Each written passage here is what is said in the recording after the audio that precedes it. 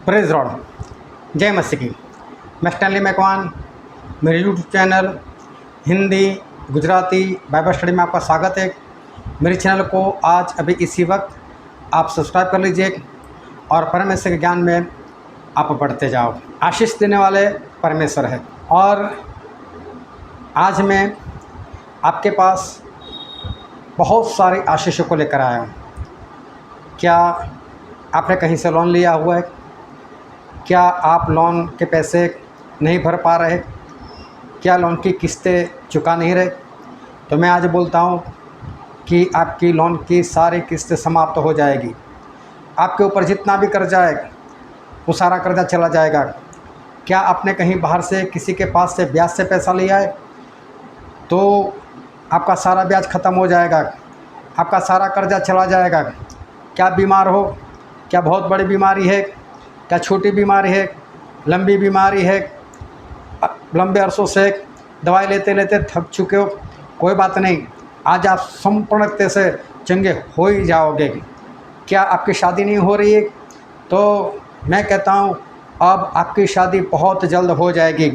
क्या आप शादीशुदा हो और आपको औलाद नहीं हो रही? तो कोई फिक्र मत करना, बहुत जल्द आपको औलाद हो जाएगी। कैसे? परमेश्वर हमारे आशीष देने वाले परमेश्वर है।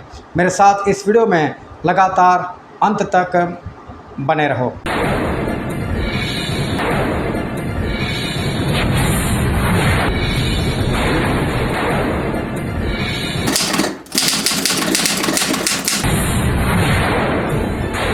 यहोशू और इज़राइल प्रजा को लेकर मूसा के मृत्यु के बाद वो आगे बढ़े और आगे बढ़ते हुए उस विश्राम के देश में, वचन के देश में, जहाँ दूध और मधु की धाराएं बहती है, ऐसी जगह पर पहुँचने को आए।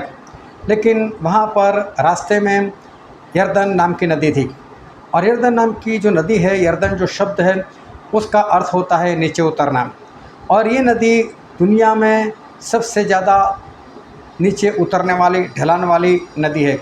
1 मील जब ये नदी चलती है तब 9 फुट तकरीबन ये नीचे उतर जाती है। और इसलिए इसका बहाव जो है वो तेज़ रहता है। बहाव तेज़ होने के कारण इस नदी को बरसात में क्रॉस करना, उस पार जाना वो मुश्किल हो जाता है। और जब यहोशू वहाँ से निकल रहे थे और यहोशू अपनी प्रजा को लेकर यरदन नदी के पास आए, तब बरसात का वक्त था। बरसात बहुत गिरी होगी और इसलिए यरदन नदी जो थी वो दोनों किनारे से ऊपर से बह रही थी और उसका बहाव बहुत तेज़ था। और यहोशू ने देखा कि मैं उस पार नहीं जा सकता, हम कोई भी उस पार नहीं जा सकते, इसलिए वो वहीं पर रुक गए और परमेश्वर से प्रार्थना करते रहे। जब परमेश्वर से प्रार्थना करते रहे तो परमेश्वर आए और परमेश्वर ने यहोशू को बोला कि यहोशू याजकों को बोल कि वाचा का संदूक उठाए। और उठाकर वो आगे बढ़े और यरदन नदी के पानी में अपना पैर रख दें। और जैसे ही वो पानी में पैर रखेंगे तो जो पानी इधर बहता है वो बहते बहते हुए निकल जाएगा। और इधर से जो पानी ऊपर से आ रहा है तो वो पानी बड़ा ढेर हो जाएगा। पानी का कभी ढेर नहीं होता, लेकिन परमेश्वर ने बोला ऐसा हो जाएगा। और सही में उस वक्त ऐसा हुआ। और जिस तरह से परमेश्वर ने बोला वैसा ही यहोशू ने किया। याजक लोगों के पैर जैसे ही पानी में पड़े, वो पानी जो बाईं ओर बहता था वो तो चला ही गया और ऊपर से जो पानी आता था उसका ढेर लग गया और पूरे इज़राइल उस पार चले गए। लेकिन वहाँ पर जाकर देखा तो सबसे पहले यरीहो नाम का शहर था। और यरीहो नाम का शहर जो था उसके चारों ओर जो उसकी शहर पना थी वो काफ़ी चौड़ी थी और माना जाता है कि वो 28 फुट लंबी थी ऊंचाई के ऊपर। 28 फुट वो ऊंचाई के ऊपर थी। यरीहो की दीवार 28 फुट ऊंची थी और उसकी चौड़ाई इतनी थी कि 7 ट्रक एक साथ चल सके। तो सोचो कि ये दीवार उस ज़माने में इतनी चौड़ी थी, इतनी ऊंचाई के ऊपर थी, इतनी मजबूत थी कि कभी भी कोई भी यंत्र, कोई भी मशीन उस दीवार को नहीं गिरा सकता था उस वक्त। और इसलिए यहोशू फिर वहाँ पर रुक गए। अभी करे तो क्या करे? उन्होंने परमेश्वर से प्रार्थना की तो परमेश्वर आए और परमेश्वर ने कहा यहोशू क्या सोच रहा है? यहोशू ने बोला कि परमेश्वर ये यरीहो का कोट तो देखो, इसकी शहर पना तो देखो कैसे टूटेगी एक। परमेश्वर बोलते कोई बात नहीं, तू और सारे इज़राइल लोग आपको एक काम करना है कि हर रोज़ इस दीवार के चारों ओर एक बार चक्कर लगाना है और 7वें दिन 7 बार चक्कर लगाना है। 6 दिन एक एक चक्कर लगाओ और बैठ जाओ, और 7वें दिन 7 बार चक्कर लगाओ, और 7 बार चक्कर लगाने के बाद आपको जयकारा करना है, आपको तुर ही बजानी है और ये दीवार अपने आप गिर जाएगी। अब परमेश्वर ने तो इतना कह दिया, अभी यहोशू को ये सारी बातें करनी थी। अभी देखो क्या हुआ कि यहोशू ने पूरे इज़राइल प्रजा को बोल दिया, देखो परमेश्वर ने ये बात कही है कि हमें इस शहर पनाह के चारों ओर 6 दिन तक एक एक चक्कर काटना है और 7वें दिन 7 चक्कर काटना है, और 7 चक्कर काटने के बाद हमें ज़ोरों से जयकारा नारा लगाना है, और देखो ये जो दीवार है वो अपने आप गिर जाएगी। अभी सोचो, ये छोटी सी बात है, क्या ये बात मानने योग्य है? क्या ऐसी बातों के ऊपर विश्वास कोई कर सकता है? अभी ये इज़राइल प्रजा देखो, मिस्र देश से आज़ाद होकर आई थी, रास्ते में कई बार मूसा के विरोध में हुई थी, हमारे पास पानी नहीं, हमको पानी दे दो, हमारे पास खाना नहीं, हमको खाना दे दो, रास्ता कितना लंबा है, कब पहुंचाओगे? ये तो कुड़कुड़ाहट के साथ आगे बढ़े थे। अभी देखो ये बात इज़राइल प्रजा मान सकती है क्या कि हर रोज़ एक शहर पनाह के चारों ओर एक बार चक्कर काटो, 6 दिन तक ऐसा करो, और 7वें दिन 7 चक्कर काटो?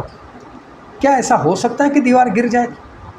तो ये बात बहुत बड़ी थी और किसी को आसानी से उसके ऊपर विश्वास आए ऐसी बात नहीं थी, लेकिन परमेश्वर ने वही करने को बोला।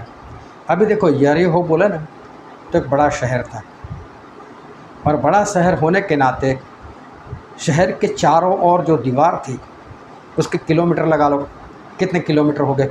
अब मेरे पास कोई अंदाज़ा नहीं, मेरे पास कोई नाप नहीं कि यरीहो शहर वो कितना चौड़ा था, कितना लंबा था, उसके हिसाब से उसकी शहर पनाह वो कितनी गोलाई में चारों ओर फैली हुई थी, मुझे नहीं मालूम। पर आप ये समझ लो कि शहर था, तो शहर ज़्यादा नहीं तो 10 किलोमीटर में तो फैला हुआ होगा। अगर चारों ओर 10-10 किलोमीटर भी मान लो, तो जो उसकी शहर पनाह होगी उसके कितने किलोमीटर होंगे? चलो अंदाज़ा मान लो, ज़्यादा नहीं, हम ऐसा अंदाज़ा मान लेते हैं कि हर रोज़ इनको ज़्यादा नहीं सिर्फ 15 किलोमीटर काटना है। इस शहर पनाह समझ लो कि 15 किलोमीटर में फैली हुई है, तो इनको 15 किलोमीटर काटना है। अभी 15 किलोमीटर चलना मतलब चलने की स्पीड कितनी होगी? चलने की स्पीड मुश्किल से होगी 1 घंटे में 5 किलोमीटर मान लो। अभी 15 किलोमीटर काटना है तो 3 घंटे चलोगे तो 15 किलोमीटर हो गए। अभी सोचो, ये लोगों ने सुबह उठकर इस शहर पनाह के चारों ओर चलना शुरू किया होगा। समझ लो उन लोगों ने सुबह 8 बजे शुरू किया चलना, तो 11 बजे वो लोग वापस आकर बैठ गए होंगे। अभी 15 किलोमीटर चलना क्या छोटी बात है? आप 15 किलोमीटर चलकर बताओ, मैं बोलता हूँ हफ्ते में भी नहीं चल पाओगे। और 15 किलोमीटर एक दिन में काट कर बैठना, कैसे थक गए होंगे। अभी इनके दिमाग में ये कल भी उठना है और कल एक बार फिर 15 किलोमीटर चलना है। तो पहले दिन जब चले होंगे तो इन लोगों ने अंदाज़ा लगाया होगा कि आज 15 किलोमीटर काट दिए, 3 घंटे लगे, तो 7वें दिन 7 बार चक्कर काटना है। तो 7 बार चक्कर काटना है तो 7 गुना 3, 15 किलोमीटर काटने में 3 घंटे लगते, तो 7 बार काटना है, 7 गुना 3 करो तो 21 घंटे तो हो गए। अगर 21 घंटे हम अगर इस दीवार की चारों ओर घूमते रहते, 21 घंटे लगातार चलते हैं और उसके बाद दीवार गिर जाती है, तो समझ लो 21 घंटे अगर सुबह 5 बजे भी शुरू करते हैं तो 21 घंटे रात के 2 बजे पूरे होंगे। अगर रात को 2 बजे वो दीवार गिर जाती है तो रात को 2 बजे तो कितना अंधेरा होगा, लड़ाई कैसे करेंगे, अंदर कैसे जाएंगे? वो लोग तो जानकार है अपने शहर के, वो तो कहीं पर छिप कर इनके ऊपर वार कर सकते, लेकिन इजराइल लोगों को कहाँ मालूम कौन सा रास्ता कहाँ पर जाता है, प्रकाश है नहीं, तो लड़ाई कैसे करेंगे, कैसे जीत पाएंगे? बहुत मुश्किल था। दूसरी बात, अगर 21 घंटे लगाते हैं तो फिर तो लड़ना नामुमकिन है। 21 घंटे चलने के बाद किसके अंदर ताकत होगी जो जोरों से ललकार लगाएंगे हालेलुया? कैसी ताकत आएगी? 21 घंटे चलने के बाद तो लोग थक के हारे सो ही जाएंगे। खाना भी मैं तो बोलता हूँ खाने के लिए नहीं रुक पाएंगे, ऐसे हालत हो जाएंगे।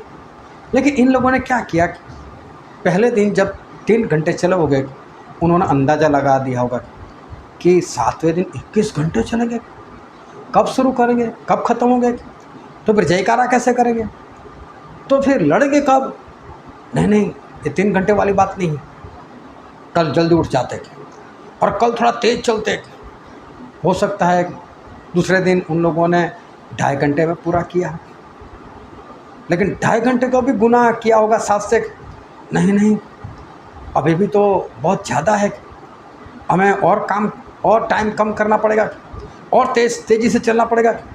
तीसरे दिन और तेज़ी से चले होंगे, चौथे दिन और तेज़ी से चले होंगे, 5वें दिन 6वें दिन और तेज़ी से चले होंगे। और मैं तो बोलता हूँ 7वें दिन ये लोग चले नहीं होंगे, 7वें दिन तो भागे होंगे। देखी जाएगी, बस कंप्लीट करना है। सुबह जल्दी उठकर चालू हो गए होंगे, और सुबह चालू पड़ गए होंगे, और भागकर तेज़ी से इन्होंने 7 राउंड पूरे किए होंगे। मुझे लगता है बहुत जल्द उठ गए होंगे। हो सकता है रात के 3 बजे 4 बजे इन लोगों ने भागना शुरू कर दिया हो, और दोपहर तक इन्होंने काम निपटा लिया हो। और जैसे ही वो 7 चक्कर लगा कर आए, और जोश था, क्योंकि हर रोज़ इन लोगों ने गिनती लगाई थी हमको किस तरह से आगे बढ़ना है, तो इसलिए ये लोग इस तरह से आगे बढ़े, इस तरह से भागे, और 7वें दिन 7 चक्कर लगाकर जोरों से चिल्लाए। क्योंकि बात तो सही है, इन लोगों ने 7 चक्कर काटे ही है, चिल्लाए भी और लड़े भी। और जैसे इन लोगों ने चिल्लाया और वो दीवार गिर गई, सभी लोग अंदर लड़ाई करने के लिए भागे। मतलब जोश अभी भी था, थके नहीं थे। ये लोग क्यों नहीं थके? क्योंकि हर रोज़ एक गिनती अपने दिमाग में रखते हैं, करना है ये काम, किसी भी तरह से काम को पूरा करना है। हमको वतन चाहिए, हमें अपना देश चाहिए, परमेश्वर हमारे साथ है, परमेश्वर हमें देंगे। अभी सोचो, ये काम परमेश्वर ऐसे नहीं दे सकते थे क्या? परमेश्वर ये काम पूरा ऐसे नहीं कर सकते थे? ये यहोशू बैठे रहो, और 7वें दिन देखना मैं इस दीवार को अपने आप गिरा दूंगा। यहोशू फिक्र मत करो, 7 दिन तक आराम करो, विश्राम करो, 7वें दिन में ऐसे ही दीवार गिरा दूंगा। क्या ऐसा हुआ? क्या परमेश्वर ने ऐसे ही दीवार गिरा दी? ऐसे ही दीवार नहीं गिरा दी। मेरा सवाल आप लोगों से नहीं है, मेरा सवाल उन पास्टर लोगों से है जो जोरों जोरों से चिल्ला कर ऐसा उपदेश करते हैं, ऐसी बहकी बातें करते हैं। आपकी कोई भी बीमारी हो चली जाएगी, आपका कर्जा उतर जाएगा। अरे कहाँ से उतर जाएगा आपका कर्जा? कहाँ से आपकी बीमारी चली जाएगी? कैसे चली जाएगी? पूरा बाइबल पढ़कर देखो, निर्गमन उसका 15 और 26 पढ़ो। अगर तू मेरी वाणी तन मन से सुनेगा, मेरी निगाह में जो ठीक है वो करेगा, मेरी आज्ञाओं की पालना करेगा, तो मैं तुझे चंगा करूँगा। कैसे ही परमेश्वर चंगाई दे देंगे? उनकी वाणी सुने बिना, उनकी निगाह में जो सहयोग किए बिना, उनकी आज्ञा माने बिना आपको क्या चंगाई मिल जाएगी? गलती से भी नहीं मिलेंगी। क्यों लोग प्रचार करते हैं आपका कर्जा उतर जाएगा? आपने कितनी बार ये संदेश सुना, कितनी बार लोगों से ऐसा प्रचार सुना कि आपका कर्जा उतर जाएगा? आपका कर्जा उतर गया?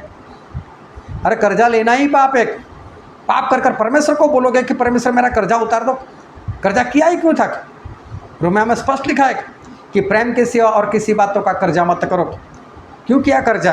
क्यों ली लोन? वो तो पाप है। और पाप कर परमेश्वर को बोला परमेश्वर भी आप भर कर दो।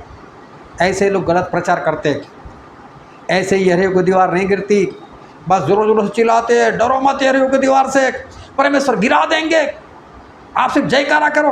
अरे जयकारा नहीं करना है, 6 दिन एक चक्कर लगाना है, 7वें दिन 7 चक्कर लगाना है। किया आपने? ये मुश्किल काम किया, ये भारी काम किया? बस ऐसे ही कर्जा उतारना चाहते हो, कुछ नहीं होने वाला। ऐसे ही चंगाई चाहते हो, कुछ नहीं होने वाला। ये गलत प्रचार है। ऐसे कोई आशीष नहीं मिलती, ऐसे कोई कर्जा नहीं उतरता, ऐसे कोई शादी नहीं होती, ऐसे कोई बच्चा नहीं हो जाता। ये सभी के लिए कुछ करना पड़ेगा। मालूम है जिसको 12 साल से लहू बहने की बीमारी थी, कितनी कमज़ोर हो गई होगी, अशुद्ध मानी जाती थी, छावनी से बाहर उसको रहना था, कैसे अपने आप को छुपाकर धीरे धीरे से भीड़ में आई। कितनी भीड़ होगी प्रभु यीशु के पीछे। चेलों ने कहा प्रभु लोग आप के ऊपर गिर रहे और आप ऐसा पूछ रहे हो किसने मुझसे छुआ। तो सोचो कितनी भीड़ होगी, कितनी कमज़ोर स्त्री, फिर भी कितना हौसला बुलंद बना कर गई, कितनी बार गिर गई होगी, कितनी बार लोगों की टक्कर लगी होगी, हो सकता है कहीं से छिल गई होगी, हो सकता है कहीं पर जख्म हो गया होगा, लेकिन एक ही जिद, किसी भी तरह से पहुंच जाओ। मेहनत की इसने और तब जाकर उसको चंगाई मिले। ऐसे नहीं मिलती चंगाई। परमेश्वर हमें देते हैं सब कुछ, वो सब कुछ कर सकते। वो कह सकते थे यहोशू सोया रे, अभी मैं यरदन के 2 भाग कर देता हूँ, निकल जाओ उस पर। नहीं किया ऐसा, परमेश्वर ने ऐसा नहीं किया। बैठे रहा यहोशू, ऐसे ही मैं दीवार गिरा देता हूँ, ऐसे ही शहर पना गिरा देता हूँ, ऐसा नहीं किया। नहीं बोला मैं कनानी लोगों को मार देता हूँ, तुम लोग जाकर वहाँ पर बसने लग जाओ, लड़ाई लड़नी पड़ेगी, करना पड़ेगा कुछ। ऐसे कुछ नहीं मिलता। आप अपना घर बनाते हो, मुफ्त में बन जाता है, खर्च नहीं करना पड़ता, भागा दौड़ी नहीं करनी पड़ती, मेहनत नहीं करनी पड़ती। तो क्या स्वर्ग मुफ्त में मिल जाएगा, आशीष मुफ्त में मिल जाएगी? ऐसी बात नहीं है। आपको करना पड़ेगा, मेहनत करनी पड़ेगी। यरीहो की दीवार ऐसे नहीं टूटेगी, आपको उसके लिए उसके चारों ओर चक्कर लगाने पड़ेंगे, गिनती लगानी पड़ेगी कितना किलोमीटर है, गिनती लगानी पड़ेगी वक्त की, कितने वक्त में मुझे पूरा करना है, तब जाकर आपका काम पूरा होगा। और इसलिए मैं कहता हूँ झूठे उपदेशों के पीछे मत भागो, जैसे थे वैसे ही वापस हो जाओगे।